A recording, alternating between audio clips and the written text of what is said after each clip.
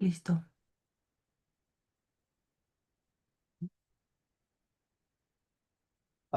Hey, good afternoon, everyone, and welcome on behalf of the UNAM-UK Center for Mexican Studies and MEXOC UK, the Mexican Society of Students in the United Kingdom. It is a pleasure to welcome you to this new session of the Student Seminar Series. My name is Farid Bustos.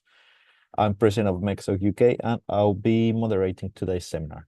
We're also very pleased to um, to present our speaker, Jorge Eduardo Castro Cruces, with his seminar titled Predicting Ecosystem Reassembly Using Machine Learning, Unveiling Ecosystem Resilience. This talk would bring together perspectives from machine learning, network science, and ecology, offering new ways to understand ecosystems, respond to environmental changes, and biodiversity loss. Jorge, he's a PhD researcher at the School of Electronic Engineering and Computer Science at Queen Mary, University of London. His research mainly focuses on the application of machine learning and network science to study ecological systems, particularly through the analysis of ecological networks and food webs. His work aims to understand how ecosystems reorganize under global environment changes and how we can predict interactions between species using data-driven approaches. Just a friendly reminder, this session will last approximately 1 hour. We will have 45 minutes for the presentation, followed by 15 minutes for questions. And if you're joining us via YouTube, you're welcome to leave your questions in the chat, and we'll address them during the Q&A session. Without further ado, Jorge, the floor is yours. Thank you so much for it. And thank you so much for this opportunity. Let me introduce myself. My name is Eduardo Castro. I'm a PhD student in Queen Mary, University of London. And the topic of my research is predicting ecosystem reassembly using machine learning. And what I'm trying to do is unveiling ecosystem resilience. Um, well, Let me start with my slides. Um, the effects of climate change are intensifying globally, driven by severe weather events that have resulted in the decline of numerous species. It is imperative to obtain precise insights into the threats posed to our ecosystems, enabling us to effectively manage and potentially alleviate further environmental deterioration in the future. Ecological interconnectedness plays a crucial role in anticipating responses to climate change, as the decline of a single species can cascade through the network, impacting the population of its predators or prey as species adapt to shifting environmental conditions. Fortunately for us, this project endeavors to enhance our comprehension of how global environmental change disrupts ecological networks and redefines community organization. Well, the methods that I do are trying basically leveraging machine learning techniques. We aim to unravel the structural and reassembly principles governing ecosystems under stress. By employing advanced graph data science, we will decode topological characteristics and forecast species adaptation, rewiring in response to this climate change. Mm, the key results, our model will pioneer a predictive framework to anticipate ecosystem level responses, providing evidence based guidance for conservation interventions. Furthermore, this research contributes to the burgeoning field of ecoinformatics by offering novel methodologies for deciphering vast ecological datasets. Through these endeavors, we strive to empower stakeholders with tools to navigate the complexities of ecosystem resilience in the face of environmental change. So yeah, let me pass now to my slides after this brief introduction. And let me start by defining what is a food web. A food web is basically a network where we can appreciate or see the feeding interactions among different species. It could be, for example, in a specific ecosystem type, and are essential for understanding ecosystem stability and resilience. Here we have a illustration, a figure where we can see different a food web example, and most of the time on these representations, the energy transfer goes from the bottom to the top, coming from the basal resources to the top, to the apex predators. Yeah. Um, well, what I'm trying to do in my research is trying to predict new interactions or interactions that could be affected or can be perturbated by these uh, global warming changes. For this, I will explain the methodology that I apply. It's a very novel model that conservates not only the directionality of the networks, but also applies ecological aware negative sampling. Um, Let me explain you a little bit more about these negatives and positive links. But before this is these are some examples of the one of the well couple of the food webs that I work with, and the data set that I use for this is one very useful. It's from Bros, but it's a data set that compounds um, hundreds and thousands of species and food webs, in total 290 food webs, and they are spread in five different ecosystems. Let me pass to the next one. Yeah. What is a positive and what is a negative link? A positive link basically represents the flow of energy from a prey species to a predator species. And the opposite is the negative links that represent the phenomena like absence of relationship between these species.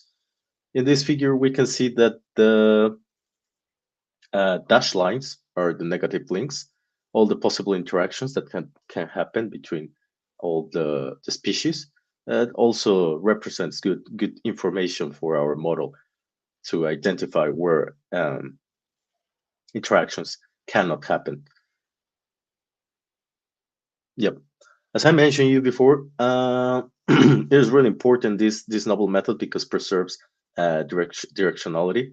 Uh, and yeah, we preserve this motives direction, but in this figure we can see that the um, how ignore direction can merge biologically different interaction patterns into a singular structural signature. What I mean with this, that if we have the three same nodes and we remove the direction of these links, we will end with the same exact structure or motive that we call it in the in the area. So yeah, it is important to preserve this directness because after we transform these networks into a matrix, it represents completely different things. So yeah, um, motivating directed subgraph encoding to reduce motive aliasing during link prediction is really important because it gives us more information to the model. The second uh,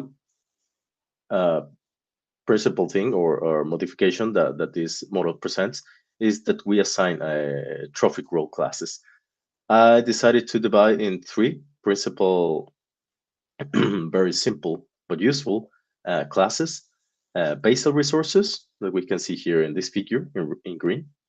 The middle ones, the primary consumer, and the top ones, the apex predator. This when we go to the when we get to the results, we will see the improvement of this modification approach. So yeah, well, matching this species order across panels makes explicit the correspondence between network layout and matrix position. The metadata inset indicates the accompanying species level attributes, including taxonomy and mean body mass, used in subsequent analysis. Sorry. And pass to the last point. um, yeah, the third point, and really important modification to this model, is the ecology-aware negative sampling. Let me explain you a little bit more about this. Yeah, sorry. This example highlights the difference between role-constrained negative sampling for model development and the broader set of unseen links considered under the evaluate on all unseen setting. What I mean with this, basically all these dashed links represent the sorry represent the all possible interactions that we, if we remember, when we discuss about the positive and negative links, the mm, all the links with the arrows represent the positive ones, and the rest that are dashed, sorry, represent the negative links. Yeah. Mm, yeah. Let me pass to the next one. Yeah. Let me now explain you a little bit more of the. Oh, sorry, I'm a little bit sick. There it is. Yeah. What method I used? I used the Weisfeller-Lehmann neural machine that it basically was proposed in 2017 by Yang et al. This consists in three simple steps that I will explain. The first one is enclosing subgraph extraction. The second one, subgraph pattern encoding. And the third one, neural network training. The first one is basically enclose the subgraph extraction. What I mean with this, that we split the the big network. Let's say that we have a network with 100 nodes, and what we want to do is enclose for each link between this network uh, around the target link. We have these two target nodes, and the k number that I use, or the amount of of nodes that I enclosed around this target link, is 10. Let me show you some graphs. Yep, basically this is how it looks.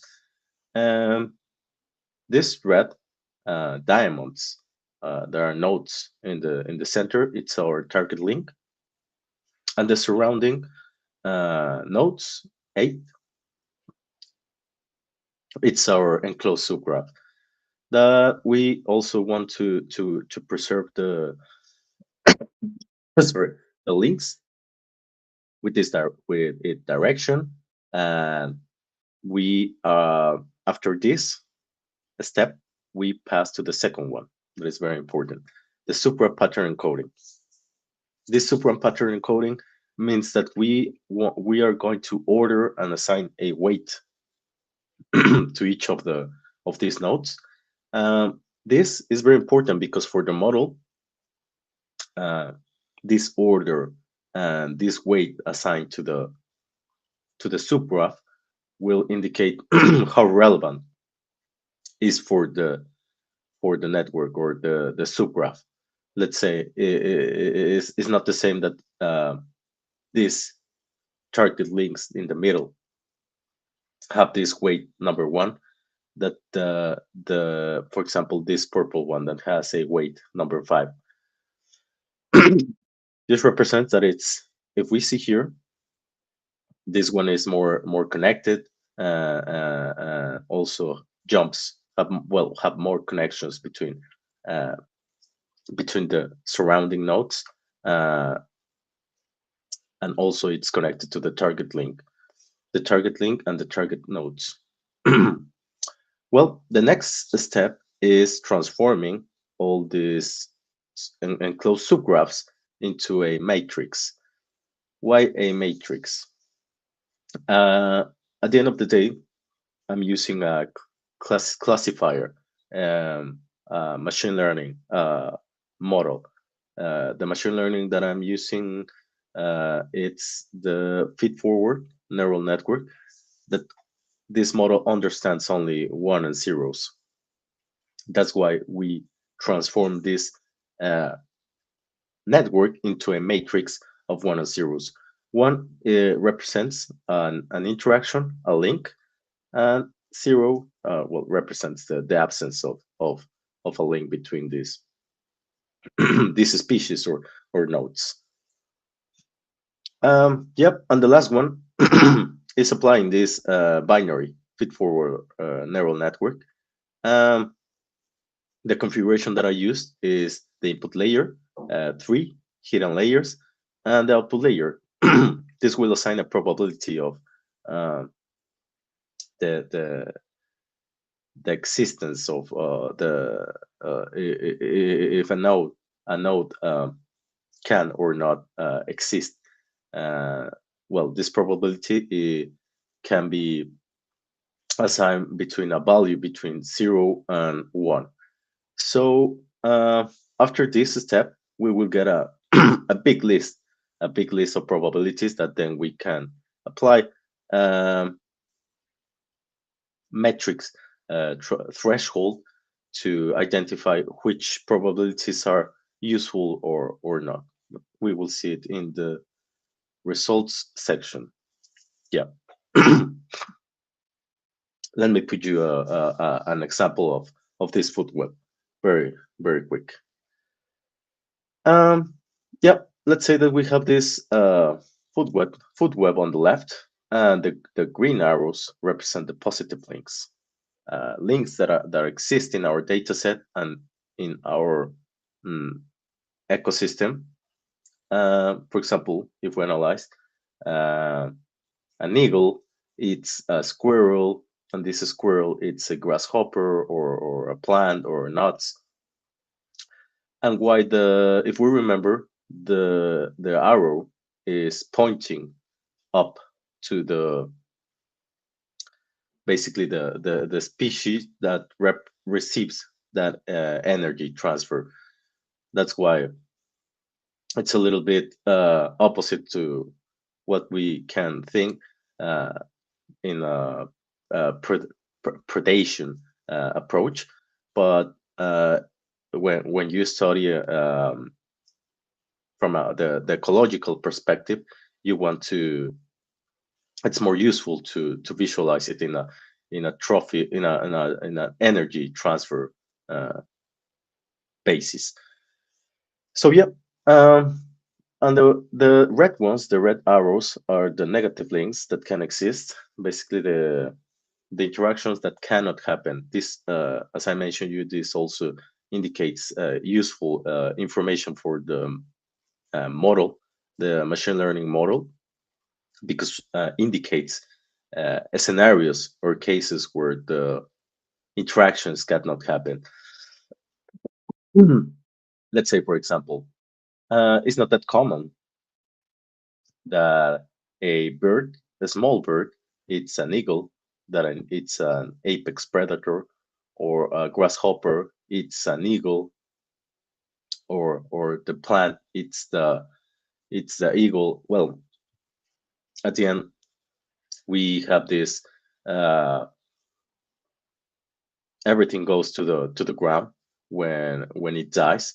So in an undirected perspective, the plants receives energy from the eagle or the dead animals. So, but for this um, data set that I'm not analyzing, microscopic or micro biotic species, I'm just analyzing species greater than the if I remember correctly, there is an ecosystem from seas and lakes, and the small one is the shrimp or a plankton. So yeah, um, well, the second one, the first one is the, let's say, the processing or of the data, the preparation of the data before the modeling, and after the modeling, we will get with the probabilities of an interaction that can happen. So here it's where the orange arrows come, because there are predicted links that after modeling and training the feed-forward neural network, um, and after the validation with this model, we will um, we can predict these interactions. Let's say it's possible that a fox can eat a squirrel, or an eagle um, receives energy from a bird, or a bird uh, eats a plant. So yeah, also this is very useful, because we need to have in mind that because it's a probability approach, we can have true positives, true negatives, false positives, results that we also need to filter and validate with different metrics that we will get in a second. Yeah. Yeah. As I mentioned you, I was this is the data set that I'm working with. It was gathered by Brost et al. In 2019. The name of the dataset is Global Database of Traits, Food Web Architecture, Gateway version 1, and it compiles 5 different ecosystems. We have the lakes, the streams, the marine, terrestrial above ground, below ground. So yeah, it's a very miscellaneous, broad data set that compiles thousands of species and interactions that can be useful for these machine learning approaches. Yeah, let me pass to the second one. Now we have arrived to the result section, and yeah, after the model training and the testing, we get with these results. I group them by the 5 ecosystems that we have in the different uh, machine learning metrics. Uh, let's say if we check the first one, the blue one, it makes reference to the to the rock AUC. That is basically the what it means. AUC is the area under the curve. This is a metric that helps us to uh, measure the performance, or how good the model predicts uh, an interaction. Remember that we are working with a binary uh, model, so um, what we get at the end is a probability that something exists or not. So the results that we can get is between 0 and 1, or we can see it from a perspective that it's a 0 possibility that can happen, or a 100 possibility that can happen. So yeah, we can see that in, for example, in lakes, we get a 0.97 mean of rock AUC. This means that is very good to predict the new interactions of the lakes ecosystem, because it's very close to 1. And on the other hand, if we go to the other extreme, we have, for example, in marine, the PRAUC, that it's more precision recall. It's like a balance between the precision that indicates us the true positive um, results, and the recall that it's more like the false positives mm, measurement. So in this case, for the marine, we get a zero point 0.7 score with a lot of variation between these results and some outliers in the top that indicates that is this model, this with the modification that we perform, is not that good, but it still predicts the 70% of that uh, links. So yeah, in most of the cases, the metrics, the results, they are above 60%. So we can say that it's a good uh, useful model to predict interactions. Let me pass to the next one. This is very similar, but slightly different because we also analyze the metrics that we checked before, the ROC AUC, PRAUC, precision recall, and F1 score. All these metrics indicates us different aspects of the performance of the model. But here in this case, we group them by the four different approach that we explore. The original proposed by Yang, that was more focused on directed networks. In the original paper, he explored data sets from airplanes, from flights between different airports. So in this case, well, we can care about the direction of these planes, but at the end, we can uh, proceed of this uh, directness. So that's why the original applied to this ecological data set, these food webs, is not that good because it ignores completely the direction and the ecology of where negative sampling. That's why the performance is terrible, very close to zero point 0.5. That in this sector of machine learning basically means that it's guessing. Metric bit of zero point 0.5, it's like random choosing. And a performance lower than zero point 0.5 means that the model is basically guessing. So it's worse than guessing.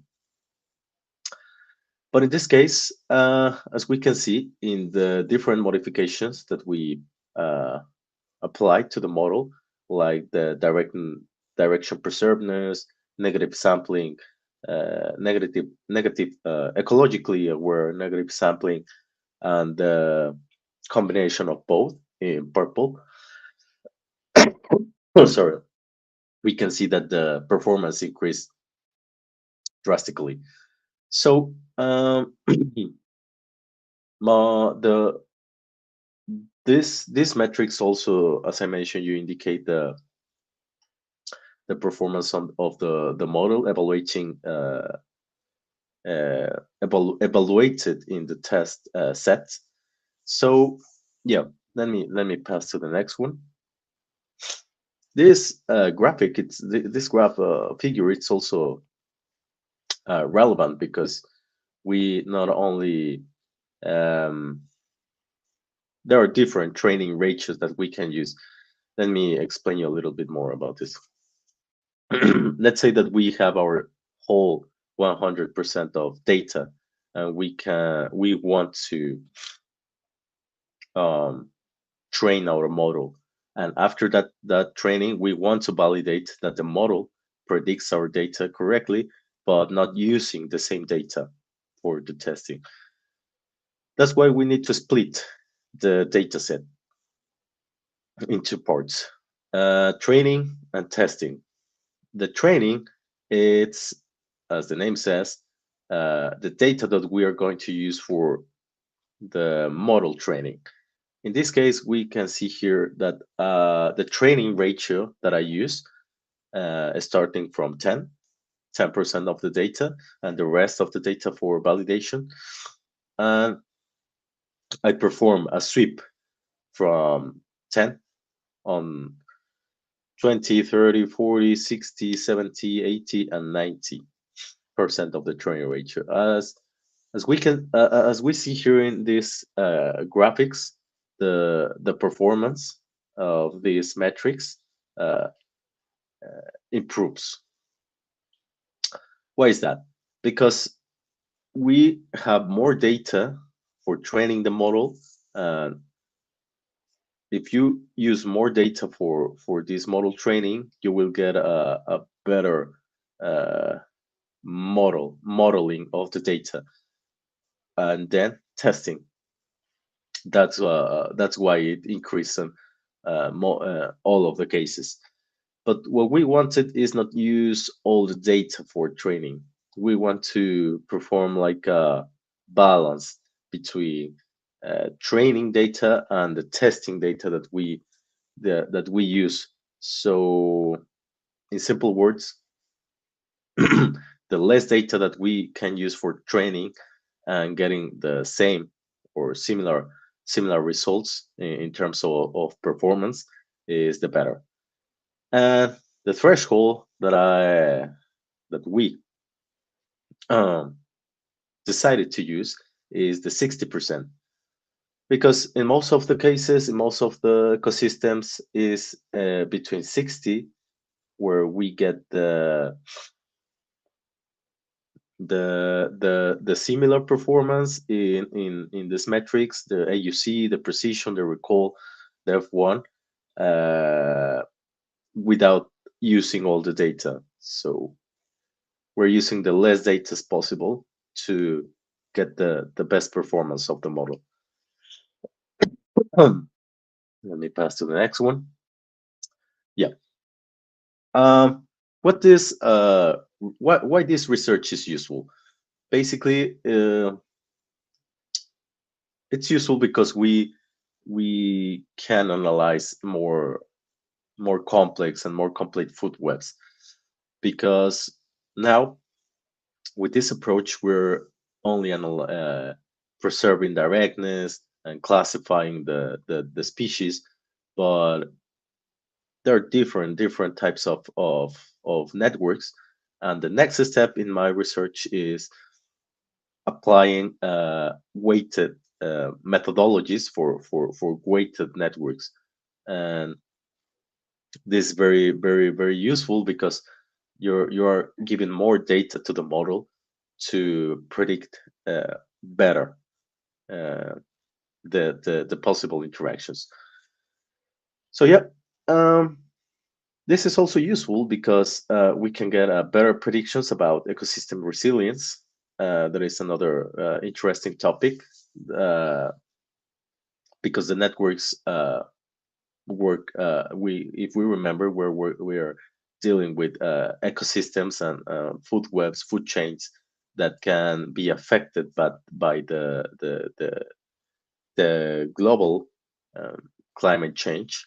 So the most resilience or the networks are, uh, we can get a better idea of how we can uh, improve our impact on the ecological food webs.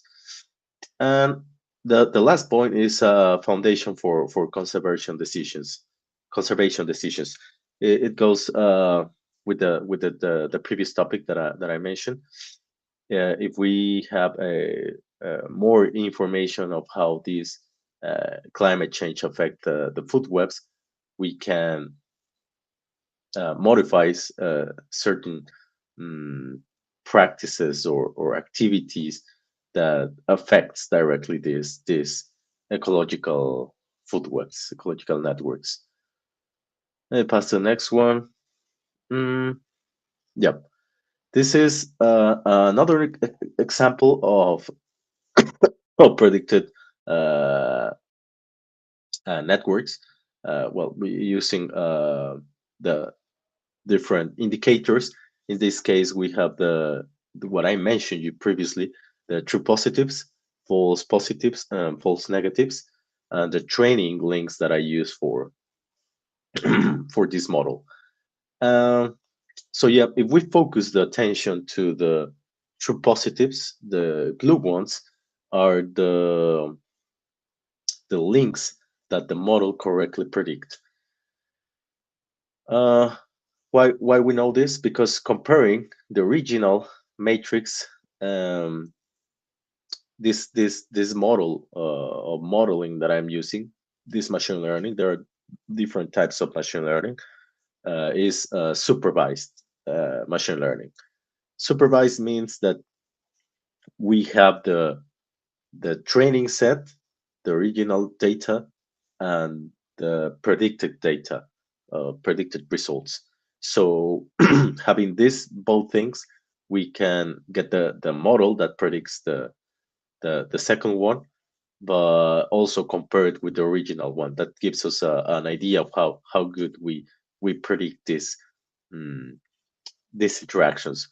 So this for the blue ones, and the red ones are the false the false negatives. This means that the model predicts a false interaction, basically a interaction that uh, doesn't exist, or uh, in this case, the model predicts a negative interaction. So yeah, this is very useful, and these results we use it to calculate the metrics that we saw previously. Let me pass to the next one.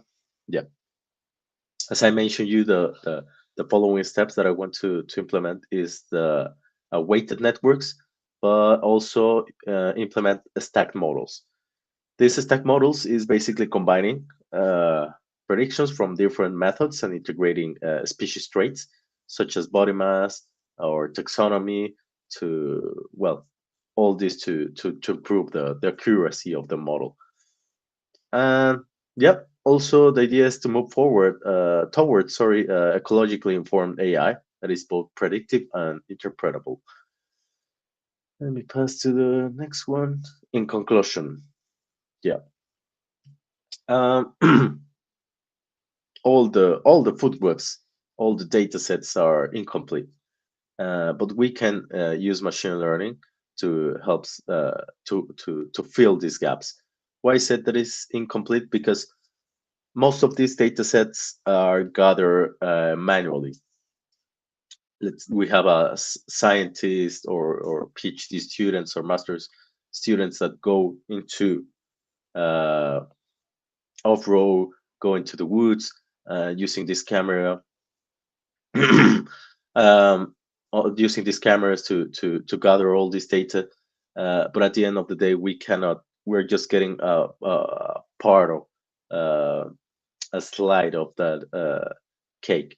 What I mean with this, that we cannot always gather all the possible interactions or who it's whom in in an ecosystem itself.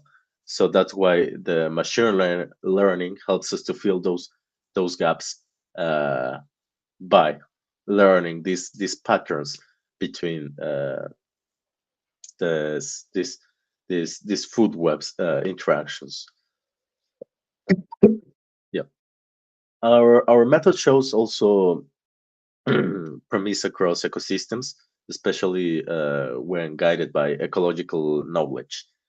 What I mean with this, let's say that instead of mm, applying this model or this methodology or this heuristic to the whole data set that bros gather, uh, I'm splitting and group them by food webs and ecosystem types.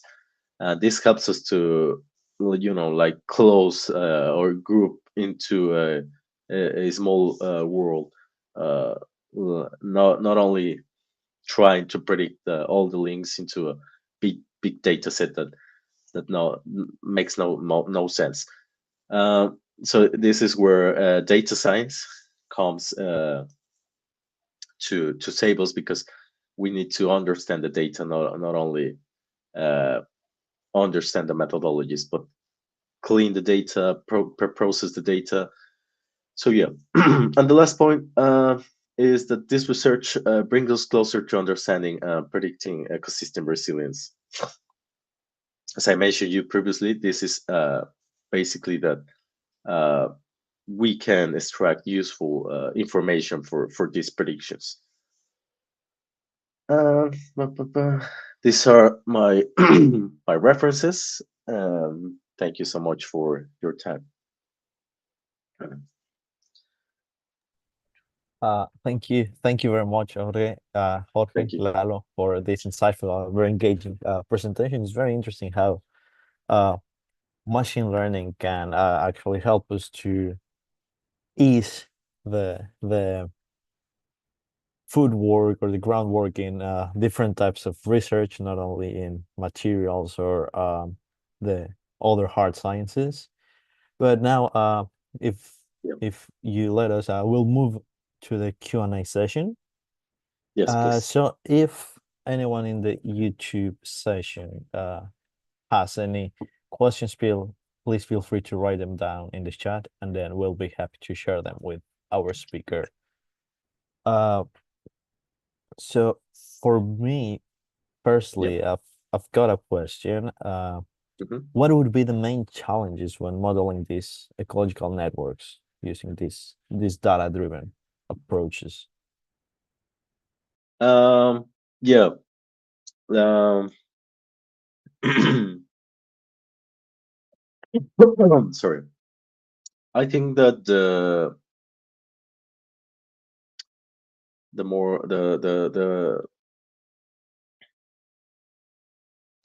the more difficult thing in this kind of machine learning models is trying to define a good, not only the good data set, but also a good method, because there are a lot of methodologies out there now with these LLMs, these ChatGPT uh, approaches. There are other things, but one of the branches of AI, that is the machine learning.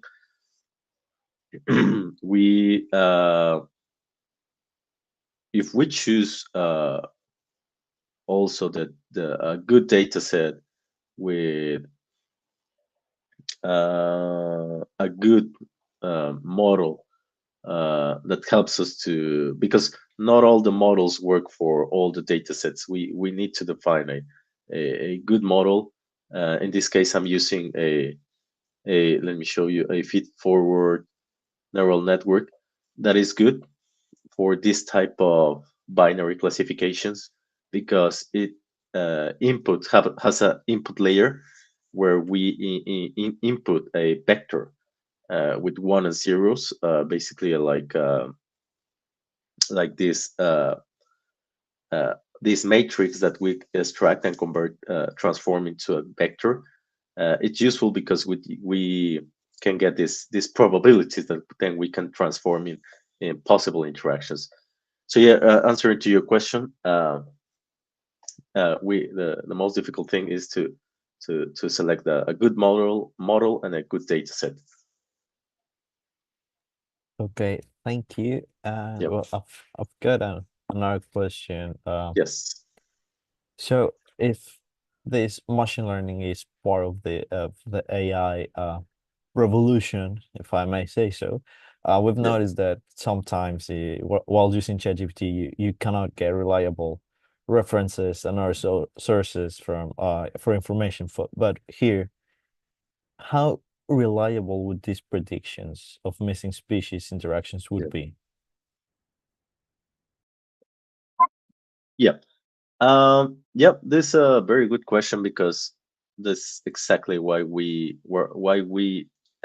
extract all these metrics, because they're useful for identify this type of interactions. true positives, false positives, and false negatives that are basically the possibility of an interaction that happens between two species. So it's reliable because we're using maths, we're using probabilities. At the end, if we run the same data set uh, with the same parameters and the same model, there is some randomness in the process when we apply machine learning. So there is not a like an stochastic result at the end that will say, I don't know, this is 100% sure that this interaction can happen, but we can transform these possibilities into using a threshold uh, uh, to filter out the false negatives and the false positives, and only stay with the true positives. So, um, answering your question, the greater these metrics, uh, ROC AUC, PRAUC, precision, recall, NEV1, overall precision, gives us a good idea how reliable this model is to predict a interaction. So yeah, Okay, well, I mean, that's very interesting that thank you. this could gather actually reliable information, not just some things that might be just invented, or yeah. Yeah, And how how do you think that climate change would alter the structure of these ecological networks, and how could this machine learning will uh well, not think, but kind of take that into account when doing the yeah, predictions? yeah. That's a good question, because now that we have all this, now that we know that this model is reliable for predicting interaction between these species and this within this ecosystem and this data set, we can apply uh, methodologies to also measure the resilience of the network, the connectance of the network, and well, the aim of this research is also to when we develop these machine learning approaches, to learn the effects of the global environmental change, the stressors on ecosystems, which can form part of next generation biomonitoring and management regime. Uh, is the following step on my research, to also construct models to predict the impacts of the GEC, the global environmental change, on ecosystems, providing evidence based on guidance for conservation and management interventions. So yeah, I would say that that's my following step, to extract all this, all use all these results to define um, mm, measurements and approaches to to make these networks or food webs more resilient. Yep. Hey, thank you very much. Thank I you. think that might be all for the questions. Uh, Eduardo, thank you very much for this Thank you so much. very insightful and important seminar. I think we've we've grown a little bit more. Well, we understand a little bit more now of not only machine learning, but a little bit of how there are the food chains or how food chains work. And also thank you to everyone who joined the session. We hope this seminar was both insightful and inspiring, also a little bit entertaining. We also invite you to stay connected with the UNAM-UK Center for Mexican Studies and MEXOC UK for upcoming events and seminars. Have a wonderful afternoon or evening, depending on where you're joining us from, and thank you very much. Goodbye. Thank you so much.